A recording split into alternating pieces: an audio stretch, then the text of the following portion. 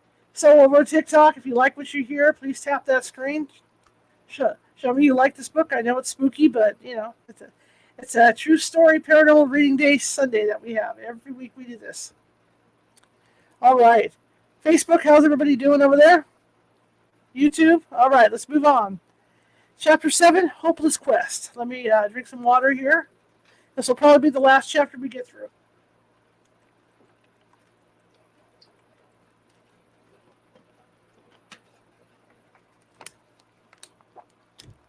This is not as hot as it could be. That's my dog, guys. It kind of made me jump after doing this story.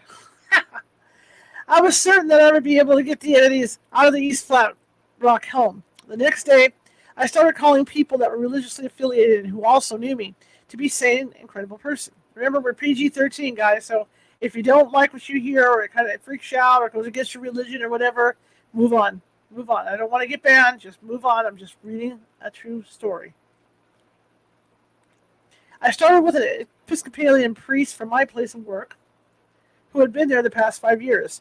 I told him about the events and occurrences in the East Flat Rock home. He listened intently. I was relieved that he believed me. He even told me that, in his earlier years as a priest, he had been involved with exorcisms. Excuse me. He told me that he no longer did them, though, and referred me to a Catholic diocese in Charlotte, North Carolina. He said that the Catholics still did things of that nature. I got the information and contacted the Catholic diocese in Charlotte and then awaited their call. I returned to work that evening and saw Janice, who asked me, "How's the moving coming along?" I started to cry. "Janice," I asked, "how long have you known me? You know me to be a sane person, right?" "Yes," she said. "What's the matter?" "I think that my new house is haunted." Before I could say another word about it, she said, "I have something that I need to tell you." Janice then began to tell me about what had happened to her while she was at my East Flat Rock house just 2 days before, when we were all standing in the front yard getting ready to carry in the large dresser until I twisted my ankle. She said that she had looked up and noticed a shadow standing in the doorway of the house. Then, right after I twisted my ankle, she looked up again and it was gone. She went on to say that she and her oldest son had gone to the kitchen to get a drink of water. When she came out of the kitchen doorway, she noticed a shadow passing quickly across the front entry doors. It went up the stairs and down the hallway towards the bedrooms. Her feeling was that it had been the same shadow that she had seen before in the doorway. Then she said that she had also seen a monkey-like entity floating in midair, with its legs in a lotus position, right in front of her. "Why didn't you say anything to me about it before?" I asked her. "Some people are more sensitive to those things than others," she responded, "and I felt that maybe these entities would not bother you." Again, my heart dropped, and I asked her, "Do you know anything or anyone that I could do to get them out?" "I want to talk to you about it more after my medicine passed," she said. I went to start my shift, and after all my work was caught up, I sat and told Janice about all the peculiar things that had been happening and how I had kept rationalizing. In a way, I was relieved to know that it was not just my imagination, and at the same time I felt very unnerved about the ghost thing. I was a firm believer that I was protected by God. Janice suggested for me to have a blessing down the house. After I got off my shift, I found that I had missed a call from Bobby. The message that he left was to tell me that he had car problems and would not be able to do any work on the floor over the weekend, as originally planned. I had all these confusing thoughts and emotions, along with a lot of new decisions to make that were not expected. I had no idea where to start. I could no longer be in my comfortable bubble of denial. What next? What next, God? I thought. Who would have thought that anything like this could ever happen? I now own a haunted house and had witnesses to the fact. I fell to my knees in prayer and begged God to get me out of this mess, to please send me the answers and the help to do His will. I wanted no part of what was in that house. I had never in my 42 years ever experienced anything like it. I felt that even if God wanted to abandon me, I would never ever go to the side of Satan. Even with this huge test of faith, there had to be something that God had in mind for me. He would help me to find everything that I needed to get through this. I went to bed. I had to work again that night, and with so many thoughts in my head, didn't sleep well. I awakened and had dinner with my kids, and then got ready for work. When I arrived at work, I saw my coworker coming off her shift and asked her to please ask Bobby about what had happened in my house that made him leave so quickly. I didn't get into a lot of detail, at that time, but did indicate to her that I suspected it was because of paranormal activity. She said that she would be sure to ask him and let me know. I went on in my shift and started working until morning. I clocked out and went to pick up my children from my mother's house and take them to school. Janice had worked with me and mentioned a religious store that she knew of. I had no idea what I was supposed to do. I figured that I had to start somewhere, and this store might have some things that I could use to do a blessing or cleansing in the house myself. So after I dropped my children off at school, I headed over to the religious store. I got there before they opened, and while I waited, I made a phone call to my mother and told her about my newfound dilemma. She listened intently and also suggested a blessing on the house. I told her that I was in the parking lot of a religious store but was waiting for them to open. I had only about a week left to move out of the trailer and into the East Flat Rock house. I asked if she would go with me the next day to help me do a blessing. I felt that two people of strong faith praying would be more effective than just one. She agreed to come along. I went into the religious store, and even though I felt very odd, as I had never been in one of these types before, I mentioned the issue with my house and asked if they had any suggestions. They told me what I needed to do to bless the house in prayer. They said that I needed to cleanse in the name of the Son, the Father, and the Holy Spirit. I spent $85 at the store acquiring supplies. I wanted small crucifixes with Jesus on them that would be small enough to go over every interior and exterior doorway and window in the house. This was not required for the blessing, but a comfort measure for me. I wanted to have the Lord watching over every opening leading into and out of the house, as well as within the house. I went home and slept for a few hours, and then got up and picked my kids up from school. I decided not to return to the house with the children until this issue was resolved. I made a phone call to the Catholic Diocese in Charlotte once again, and spoke to a priest that took my message and would forward it to the Archbishop. He also explained to me that the Catholic Church only does exorcisms on people, not houses. I reassured him that I was not possessed, and told him that I had never in my life experienced anything like this before. I also made it clear that whenever I was away from the house, there were no issues in my single white trailer. Something was seriously wrong with the East Flat Rock house. The priest seemed a little uncomfortable with our conversation, and still reassured me that he would give my message to the appropriate person. For a brief moment, I contemplated what the priest must have thought of my story. I figured that he probably thought I was either a nutcase or that he was thankful not to be in my shoes. I looked online to see what exactly a paranormal group does and whether what they did would be helpful to me. I found a lot of groups with tours and pictures. Then I found a paranormal group out of Georgia that seemed to be able to actually remove spirits. So I contacted them, leaving my cell phone number, and I confirmed that the agency was legitimate.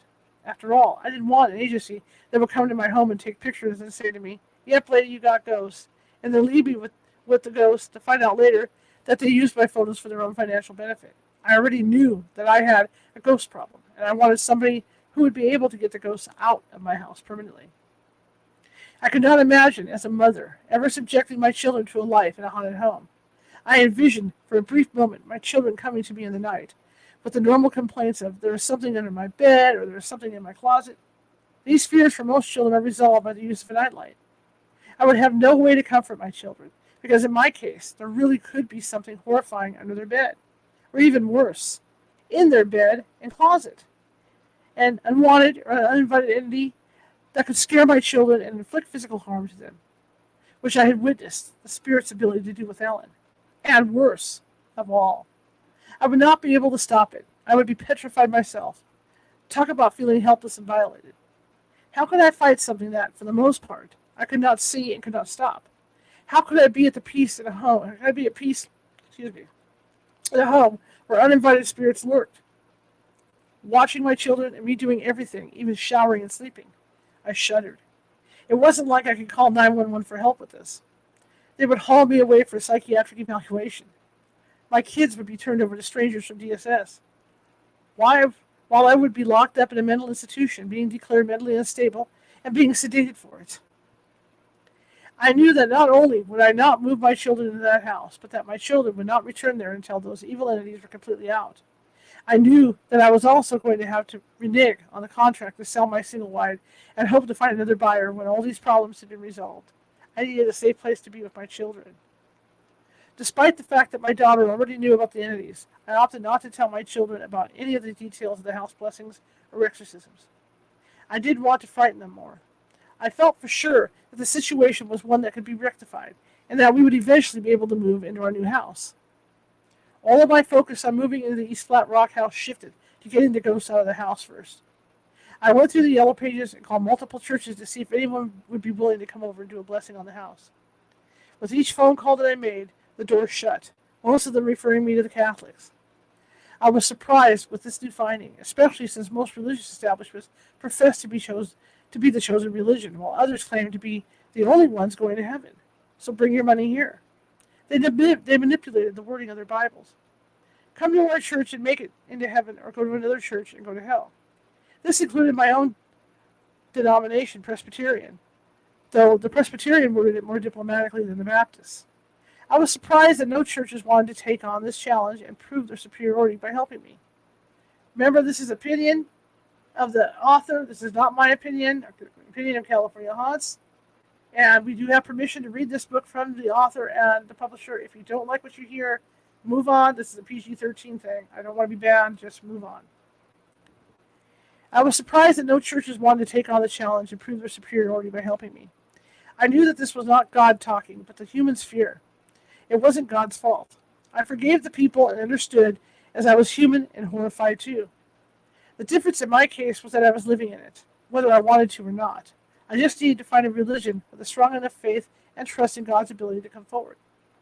My thoughts were interrupted by a call from the Catholic Diocese. On the line was the Archbishop, who reiterated to me that the previous priests had also told me they didn't do exorcisms on houses anymore, and in only extreme situations did they do them on people. He also had no advice or recommendation of anywhere I could get help.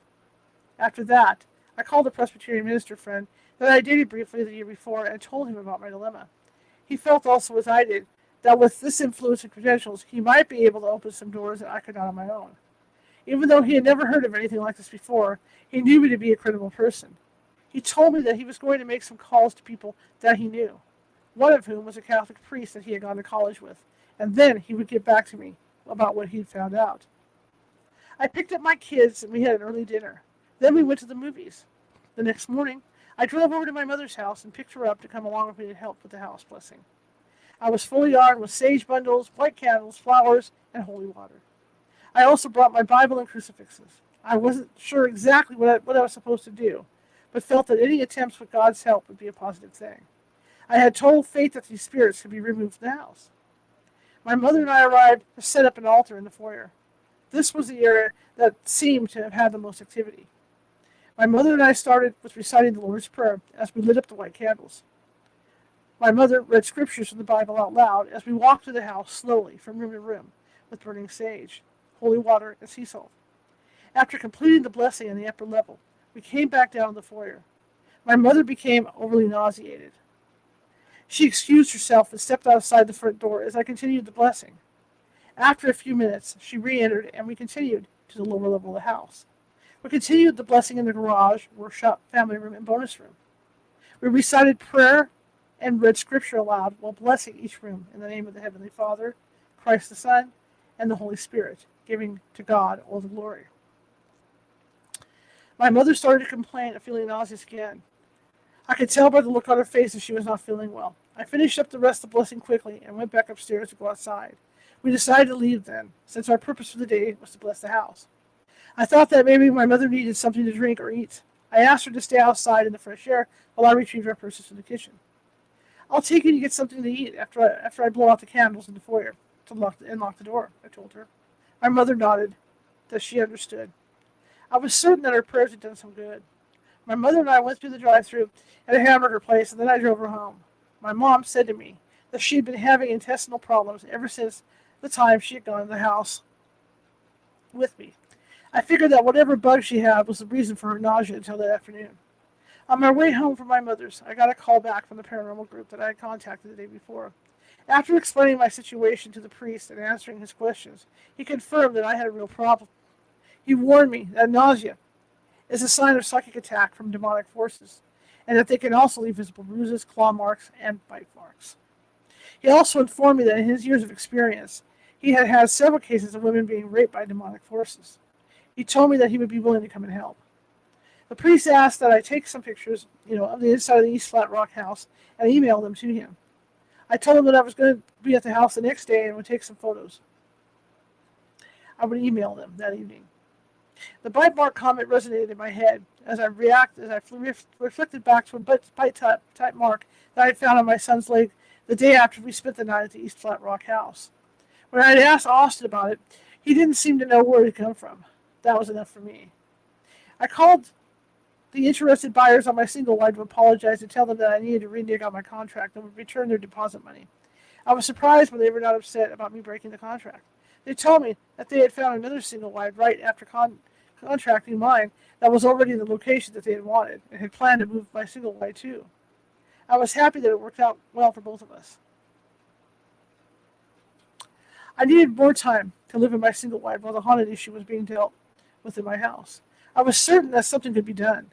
I spent hours researching the paranormal and continued contacting various religious groups to help me. Once again, I turned in the yellow pages and went down the list, passing up only the ones that I had already called. I continued to be shunned instead of helped. All that it took was for someone to answer the phone and ask me if I was a member of the church.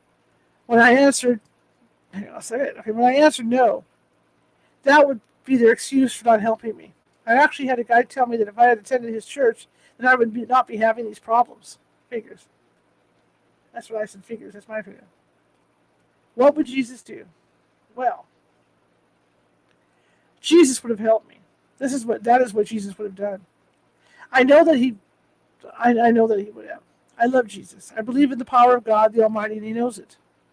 Even though I was being shunned and accused by religious people, I still did not let this stop me. I took all of this happening to me as another extreme test of my faith and love for God Almighty. I proved to God that, despite human ignorance, I still trusted and believed that he would put me through this. And he did. By leading me to the appropriate God-loving people. The only religions with enough faith in the strength of God that came forward to help me were the Episcopalians, the Catholics, the Indians, the borderline, New Agers, and my friend. The Presbyterian minister, but not his church followers. A few others offered to help, but not his church followers. Oh, I'm sorry. A few others offered to help, but would renege and didn't show up or wanted huge fees.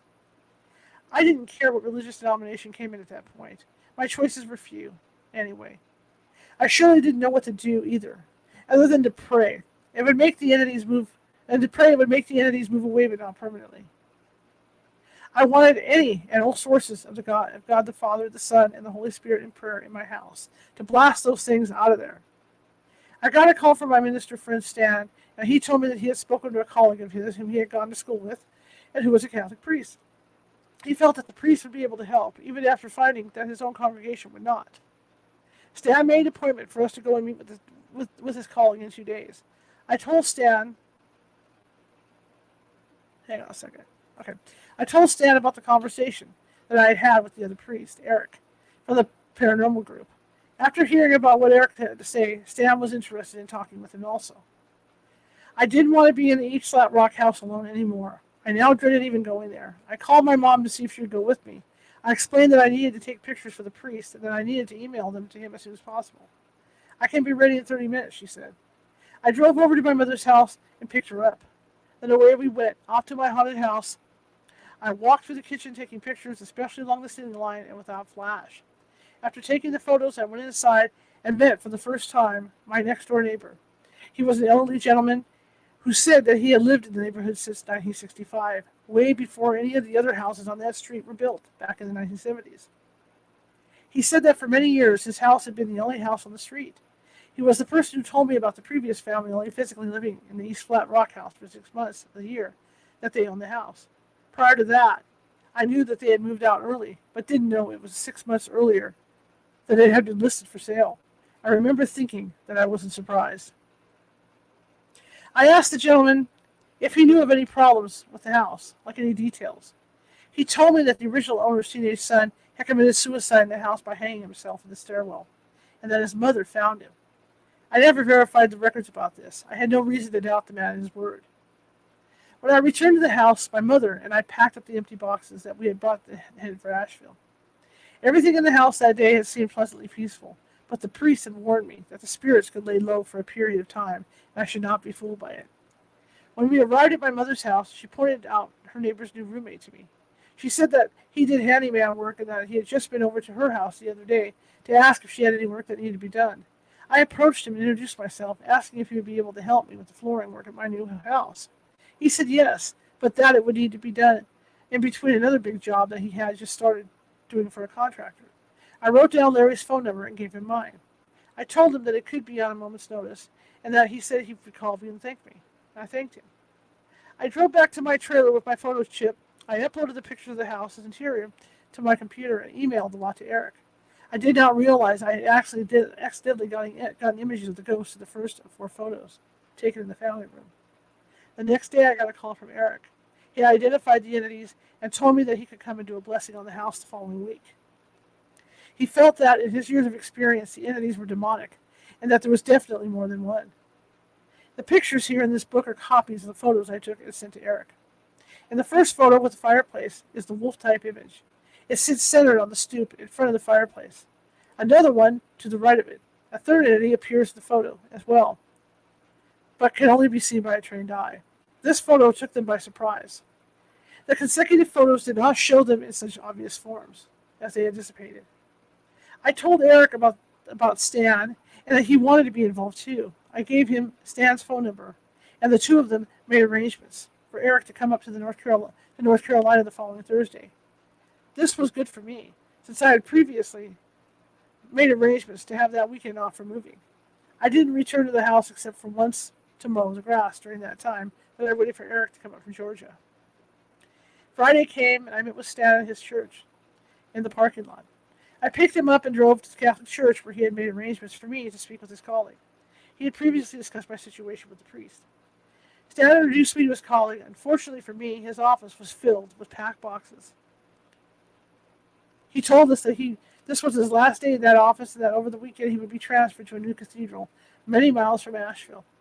However, after hearing my story in detail, the priest suggested a blessing be done on the house. He said that he would talk to a colleague of his in the Hendersonville Cathedral. This priest would be my contact person for making arrangements to have the blessing done. My being non-Catholic would not be an issue. He would do it as a favor to Stan, and because he could see that I really needed it. The priest wrote down the name of the other priest in Hendersonville and gave it to us. We thanked him and left. I took Stan back to his Presbyterian church and dropped him off and then went back to my trailer. Stan called me later that afternoon to tell me that he had spoken to Eric and made the arrangements for Eric to come up the next week and do a blessing on the house. Stan said that he wanted to be involved so that in the future, if something like this were to happen to one of his own church followers, that he would be better able to know what to do and how to do it. The week went by quickly, as I went to the house with my mother only to mow the grass and do some landscaping. Everything seemed peaceful, almost like the entities knew that we were coming and hiding.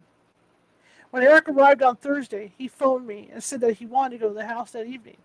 He wanted to set up some tape recorders and his infrared camera the day before the blessing. I dropped my kids off at my mother's house for the night and drove over to meet Eric at his hotel. I picked him up and drove him over to the house. It was about 8 p.m. when we got there. Eric went around the house, determining where the best places would be to set up his recorders. He started asking, "Is anyone here?" and gave any spirits the option to leave the premises at that time. He got all of this on tape to be listened to later. This went on for about 2 hours with all the lights off. As he walked from room to room, setting things up, it was dark outside while I waited for Eric to finish. I became nauseous, almost to the point that I could hardly breathe. Eric approached me and said, "What's wrong?" "I'm sick to my stomach," I replied, and he placed his cross over my stomach and commanded the demonic forces in the name of Jesus Christ to leave me alone. The nausea instantly stopped. I sat down in the foyer on the first ascending step in the dark. Since I had been investigating paranormal on my own out of necessity, I had learned about orbs. There are 4 different orb colors: red, blue, yellow, and green. Blue and red separately are angels traveling or spirits of deceased loved ones who have crossed over. Yellow and green are lost souls, like ghosts, or more negative energies, like lower-level demons. However, a red and blue orb traveling together are the worst, as those things are high-level demonic forces. As I sat there in the dark, waiting for Eric to finish so that we could leave, I heard what sounded like a fly buzzing. All of a sudden, right in front of me, stopping in midair, was a blue golf ball-sized sphere that hovered at eye level. Oh, good, it's a good spirit, I thought. Then the red golf ball sized sphere came along and aligned itself with the blue one. Off they went, side by side, and headed for the downstairs rooms. My heart sunk. I called Eric and told him what I had just seen. He headed down the stairs to the lower level in pursuit of the orbs. I went and sat in my car. Eric finished getting set up. He, he showed up to the car about 15 minutes later, and I drove him back to his hotel, then continued on to my trailer. I was exhausted physically, mentally, and emotionally. It was about 11 p.m. by the time I got back. As I was getting ready for bed, the phone rang. Concerned that it was an emergency at that late of an hour, I answered the phone to a high-pitched static sound. Then, after about 30 minutes, the line dropped. 30 seconds. 30 minutes too long. The line dropped. I called my mother and woke her up to see if she had been trying to call me. Nope, everything is okay. Everyone's okay, she said. I hung up the phone. Almost immediately it started ringing again. I answered it. It was a high-pitched static sound again, only the call was shorter this time and the line dropped. About 2 minutes later, my phone rang again. When I answered it, once again it was the same high-pitched static, and once again the line dropped, but after only a few seconds this time. Then the phone rang in again, and had me thinking now that it was a prank caller. The calls were starting to scare me, as I was thinking that someone must have known that I was home all alone. I considered not answering it. However, when I did finally answer the phone again, I heard the priest's voice on the other end asking me if I had just tried to call him. He told me he had just gotten 3 consecutive phone calls in his hotel room, and he couldn't make out what was being said with all the static on the line. The line would drop, and I thought it was you trying to call me, he said. Is everything okay? The same thing just happened to me, I responded. Eric told me that this type of thing could happen when dealing with demonic forces. He said that he would pray, and that he wanted for me to pray with him for protection.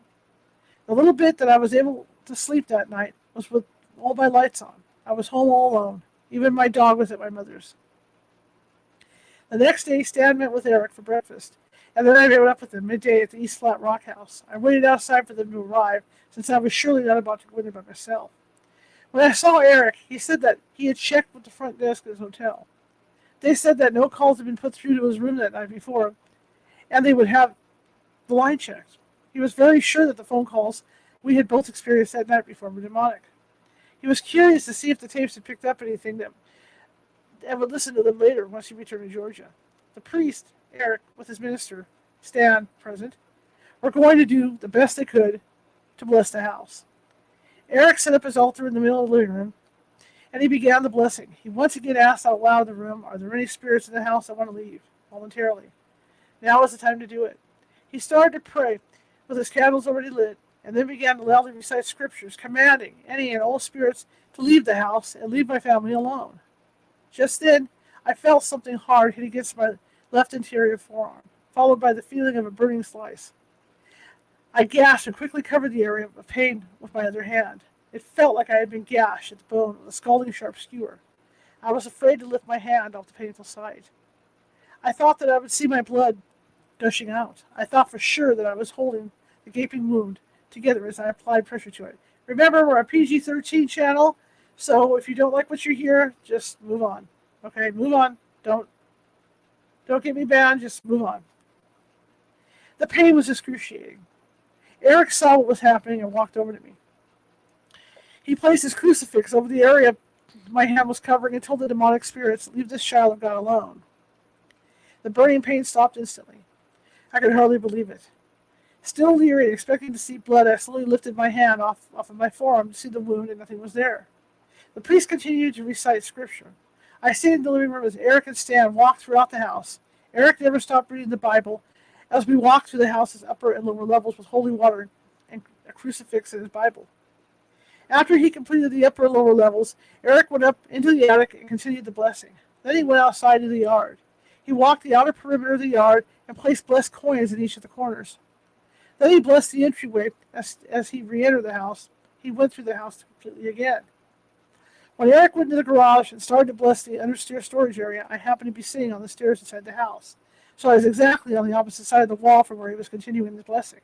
As I sat there, I saw what appeared to be a whitish, tape-like thing darting in and out of the wall.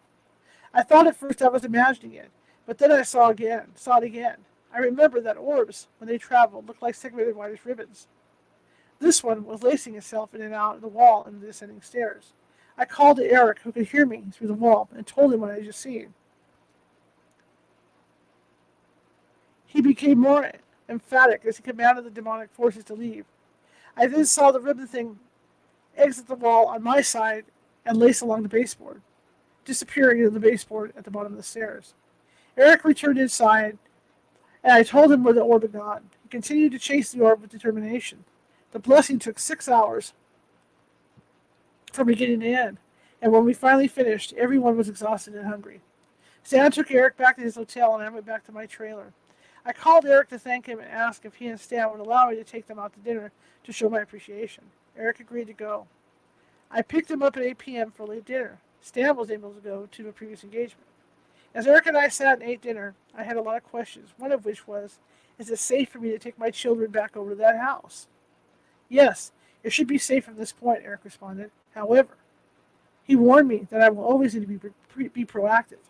The spirits get comfortable in a set location. Spirits get comfortable in a set location and could return if you don't continue to pray and ask for protection. He also said that if I ever got any inclination that the demons were back, to remain calm, as they fed on my negative emotions, and firmly command them to leave in the name of Jesus Christ. My heart sank again. I had hoped that this blessing would clear the problem away completely and forever. I wanted my life to be back to normal, with the only difference being my family living in a new house. I asked if there was any permanent solution for keeping them out. Sometimes, in really different cases like yours, he said, it takes several blessings to get the entities completely out, and sometimes they do return. It will be up to you to continue to pray and be firm about commanding them to leave your house in the name of Jesus Christ. I would be willing to return and perform an additional blessing if a problem continues, he added. Just remember to firmly command them to leave and to hold your ground. I remember thinking that if that's the case, I would never be at peace in that house with my children. I lost myself in thought for a moment and envisioned the constant worry that I would have every time a piece of paper blew off the table from the breeze of an open window. I would always be wondering if the entities were back. Then I envisioned inviting my extended family over for a Thanksgiving dinner, and how it would look and sound to my guests when I saw a demon walk through the room that they could not see. I stood up in the middle of the dinner to yell and firmly command the demons to leave my house in the name of Jesus. I could only imagine how horrified my children and guests would be at my dinner. I was sure that the return of those guests would be few, not to mention that people would not want us coming over to their house either. My allergies, as we might bring more along with us than chocolate cake for dessert. I knew that I would not want someone with confirmed demons and ghosts in their house to come over to my house, nor would I go over to theirs. No thank you. Not after what I had already been through. And if this is what I would need to do in order to stake my ground and assure horror-free house. I thought, what if they came while I was sleeping and had an advantage over me? Nope, not me, not my family. My family and I were out of there. It was enough having to protect the home from criminals at large, but having it also protected from invisible things was over the top for me. In that moment, I made my decision. I was going to move completely back into my trailer and get the house ready for sale as soon as possible. I was a single mother and could not afford to pay a mortgage on a home that I could not live in. Nor could I afford to burn it to the ground, although I had considered it. I don't know what I was going to do about the house. However, I knew one thing for sure. I wasn't moving in at all. I told the priest my decision and he said, no, you own that house, so don't give up. It is your house, and they need to stay out. Command them to leave. If they return, command them to leave if they ever return, he told me. I reflected back to the incident with Ellen in my kitchen, when she got clawed to the point of bleeding twice. I reminded Eric of it and said, I had commanded the demons to leave that time, and when I did, they only moved into another room. Ellen and I were the ones who had to leave the house completely. We couldn't get out of that door fast enough. I'm sorry to disappoint you, I continued, but I am not interested in dragging my kids through that kind of hell. I will never be at peace in that house. It will never be my safe haven. I drove Eric back to his hotel. He told me that he would be in touch and that I must keep the faith. I thanked him for his help and told him that I would remain in touch with him as well. Okay, that's it for this week. We'll continue next week at Chapter 8. I hope you guys got an earful out of this. It's a spooky book. It's spooky. Who we got over here? I see you guys there. All right, I see we got listeners. Anyway, thank you very much for coming. I really appreciate it. If you like what you hear, please leave me some thumbs up. Leave me some hearts, smiley faces. If you're watching from YouTube, you're watching from Facebook, thumbs up and all that good stuff. Double tap that screen on TikTok. We do this every Sunday. We read an hour from a true paranormal themed book, and we'll be back next Sunday to continue Omnipresent. Tomorrow, our regular show takes hold, and we will be going the next 5 days with some really cool guests. And tomorrow we have Quentin Wheeler with us, who's going to be talking about animals going extinct, animals and plants going extinct. So that's going to be tomorrow, 6:30 p.m. Pacific, right here on California Haunts Radio. For you guys on TikTok, if you want to check that out, that's at youtube.com/@California Haunts Radio. Okay. Everybody else, TikTok. Well, everybody else, YouTube, Facebook, TikTok. You'll find it on YouTube and Twitch. Okay. All right. I'll see you guys, and have a great evening and enjoy the rest of your weekend.